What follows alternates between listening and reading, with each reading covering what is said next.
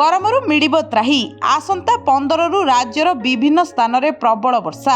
आसंता 15 रु 19 तारिख मध्य राज्यर अधिकांश स्थान में वर्षा हेबा नै पाणीपाग विभाग पूर्वानुमान करिछि। किछि स्थान में बिजुली घड़घड़ी सह वर्षा संभावना थिबा बेले अल्प किछि स्थान में कुआपथर वृष्टिर संभावना रहिछि। एही समय झटका पवनर बेग 40 रु 50 किलोमीटर प्रति घंटा रही पारे बोली पूर्वानुमान करा जाउछि। उपर वायुमंडल में वायु प्रवाह रे असंगति ट्रफ लाइन अर्थात निम्न चाप रेखा प्रभाव रे एही वर्षा हेबा संभावना देखा दैछि। मार्च मास अधा नहेणु ओडिसा रे खरार प्रकोप कलबल करुथिबा बेले चलित वर्ष प्रथम थर पई गुरुवार राज्यर सर्वोच्च तापमात्रा 40 डिग्री सेल्सियस अतिक्रम करिछि।